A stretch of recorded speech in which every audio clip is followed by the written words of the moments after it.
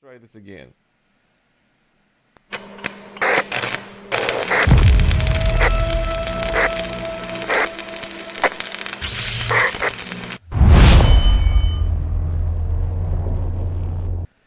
Well, hello there, everybody, and welcome to the channel. It's Erad, and so today we are going to break down Citizencon. What a show we had, guys! What a show! That was full of emotions, full of surprises. I was mind blown. Those of you who follow the show with me on Twitch, so that I was mind blown from A to Z. Sometimes I didn't even know what we were looking at. Sometimes, like for example, the player space stations. I was absolutely not expecting to see player space stations. So I thought that they were still talking about the neon defense, and then all of a sudden, like 5 minutes into the segment, I was like, "Wait a second, are they talking about space stations?" And then the chat was like, "Yeah," and I was like, "What?" The sand war, the weather. I mean, I was expecting to see weather. I was not expecting to see weather like that. Well, hello there, Joseph. Thank you so much for following. So yeah, that's why the Citizencon live stream was much more about reactions, about making faces like, "Wow, what's going on there?" But today, it's been a couple of days, right? We've been able to soak in a little. You got the freelancer tag, Dynas. Well, that's awesome. I'm looking forward to flying with you in that freelancer type, being the gunner. I didn't get it. We're gonna talk about the Starlancer, sorry, a little bit later as well. I made a compilation here of all of the videos that CIG made for the Citizencon, put that into one full video. So we're gonna check it out here. We're just going to play some of those segments here and discuss them all along. And we are also going to be discussing Star Citizen version 1.0 as well. There's a lot to talk about there too. But first thing first, it's important to also notice that CIG gave us a little time schedule for what we saw at Citizencon. Now, last year they did tell us that what we would be seeing last year during Citizencon would be coming within the next 12 months. It did not happen. It seemed that this time they were a little bit more conservative by telling us that what we would be seeing at this season would be coming within the next 12 to 18 months. So they did not commit to 12 months this time. They said 12 to 18. Plus, of course, what will be coming to 1.0 is probably going to come even further away than that. Although, a lot of what we saw at this Citizencon was, in fact, in a white box or gray box phase, which is quite promising because gray box is the last stage before the final art stage or the polishing stage. So it's already quite well developed, I would say. I was looking for my words there. Anyway, let's get started. We are going to start this segment with, that's going to be the first of a long series of videos if you're watching on YouTube, and of course the first of a long series of segments if you're watching here on Twitch. So, the first one that we're going to be talking about are the new biomes that are coming to Star Citizen Alpha 4.x, and that's really not a surprise because new planets are also going to be making their way into the 4.x branch. The first one that we're going to be seeing is going to be, the first ones I would say are going to be the Nyx system. Now, those ones are not going to be having any of the new biomes that we're going to see in this segment. Nyx 1 is kind of a barren planet. There's also the toxic planet for Nyx 2, which is probably going to be similar to what we have on Ariel, but perhaps with even more crazy weather there. And Nyx 3 is just a gas giant, so nothing there that we don't have. And that's probably going to be quite easy for CIG to create those planets. There's not going to be any landing zones there. The only landing zone is Levski. We've seen already how further it is advanced. We'll have a look at it later. And then, of course, there's going to be Castra. Castra 1 is probably going to be a mix of Hurston and Ariel as well. The interesting one is going to be Castra 2, where they said that we are going to be having one of those new biomes at least, which is going to be the Redwood biome that we're going to be seeing a little bit later.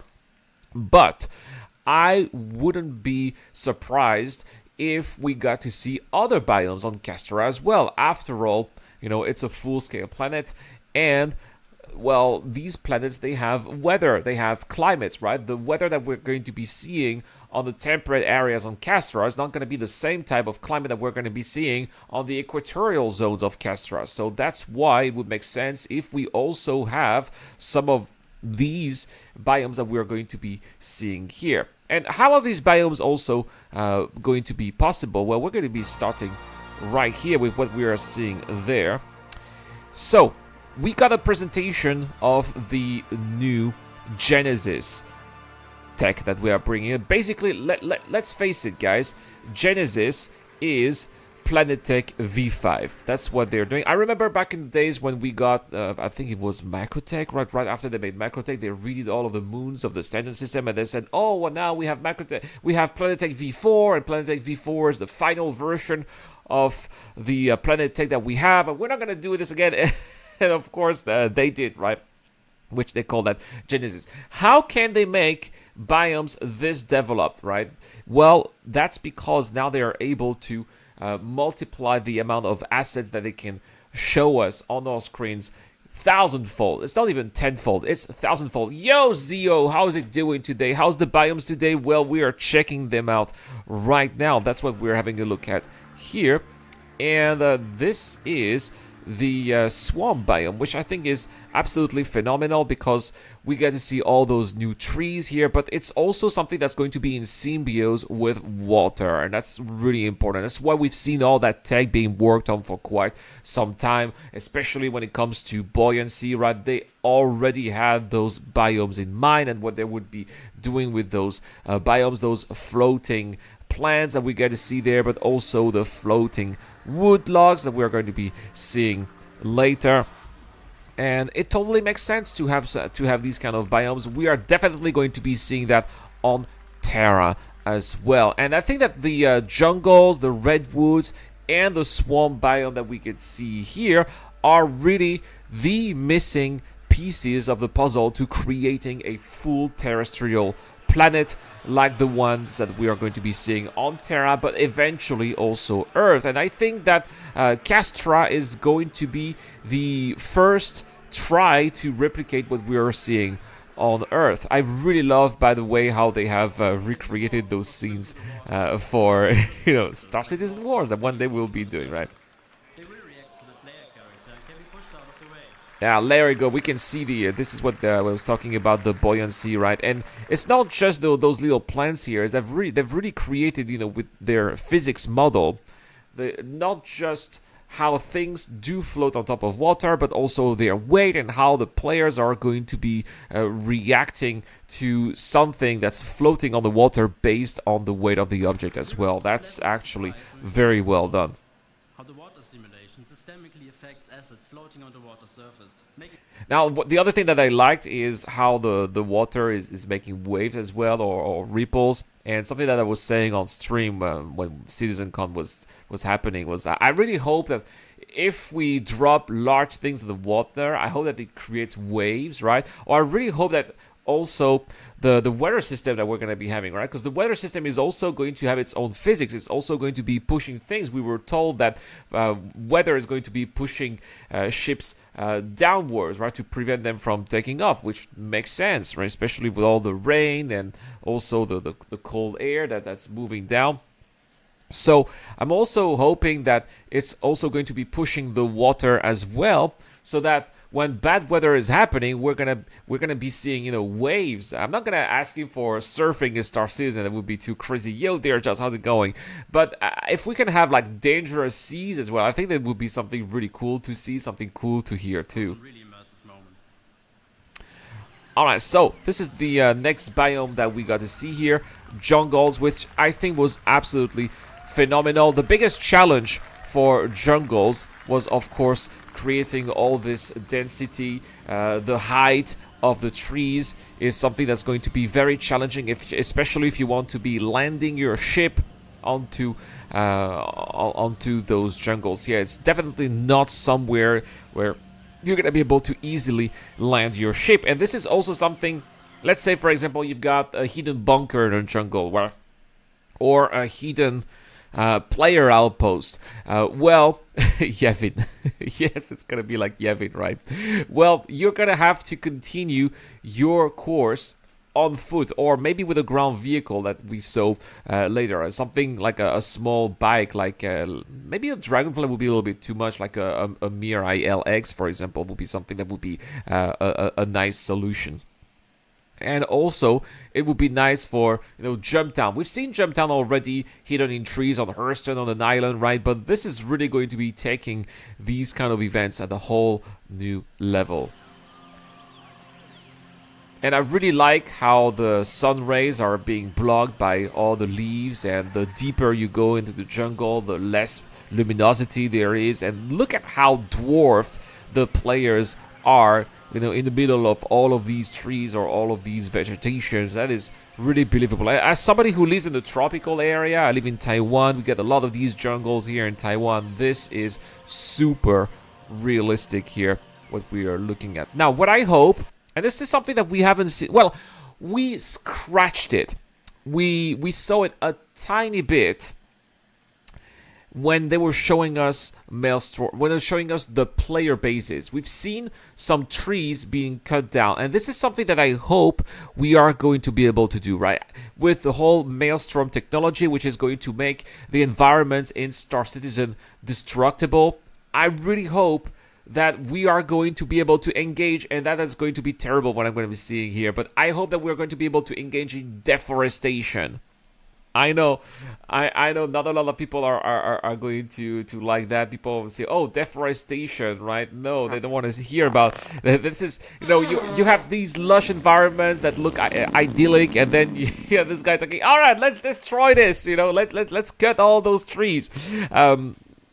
But at the same time, this is something that might be necessary if you want to be creating some kind of large-scale operation. Yeah, you've got this jungle, you got this forest, but there's a nice deposit of rare mineral under it. What are you gonna do? Well, you bring in a chainsaw, right, and you destroy a part of it. At least you make your own little facilities, or maybe this is going to be great for farming, or there's going to be some resources to create some kind of chemical that are going to be enhancing or performances in the game, right? Something that might not necessarily be legal. So you want to have a little compound there. You're going to have to cut down a couple of trees, right? So that's also something that I'm thinking of here when I see those jungles.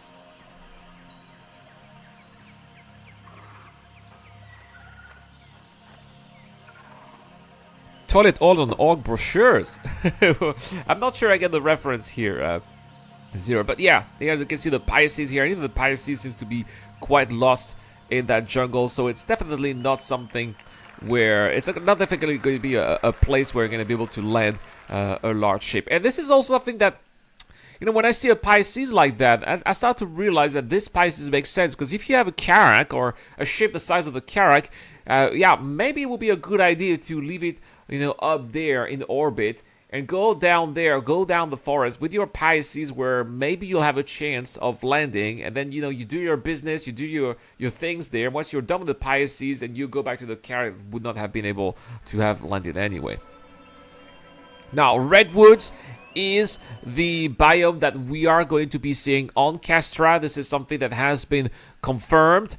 Now, I suspect that we're not going to be seeing green redwoods like that, because we saw the leaves were reddish somehow on Castra, but at the same time, it's also possible that the reason why the vegetation on Castra is red is because we were introduced to seasons. It's also something that we were told was coming to Star Citizen, right? Planets are going to be rotating. Eventually, planets will be rotating around their suns. Right now, planets are static around their suns, but in the future, they are going to be rotating, right? So it makes sense that with that rotation, seasons are going to be a thing. So places may be snowy at one part of the year, and then it's going to slowly warm up to get to summer, and then the trees will eventually grow their leaves, right? And then they're going to be losing their leaves and get ready to get snowy again. Something that is definitely also going to be changing how we travel on planets as well. Are both biomes and planetary tech using a Maelstrom? I hope so, Zio. I mean, it would make sense It would make sense. Plus, yeah, weather. We saw that lightning. We're gonna talk about weather a little bit later, right? But we saw that lightning is also damaging ships, so it would make sense if it also damages structures as well. Now let's have a look at the redwoods here, which is going to be a challenge. We were told during the Citizencon presentation that some of those trees in the redwood biomes are going to be the tallest trees that we're going to be seeing in Star Citizen. There's an MSR right there. Some of those trees are going to be over 300 meters tall, which is really crazy there. Of course, anybody who sees that has some Return of the Jedi vibes here. We're gonna be doing that here with Return of the Evocati on the channel. Or maybe we'll be getting lost here in some kind of little aliens that want to... some kind of area where little aliens want to eat us. That would be interesting. But yeah, these are definitely some of the vibes that I'm seeing here. Maybe also wood is going to be a resource there, or there's going to be some precious harvestable that we're going to be finding. But anyway, that's what we can see here. That's what we can tell about biomes. It's definitely going to allow us to get to have new planets in the verse, and especially planets that we haven't had yet in the verse. Somebody talking to me. Joseph Rex is talking. Hello, how are you doing? Well, I'm fine. Thank you. You can also chat to me in the chat, Mr. Joseph.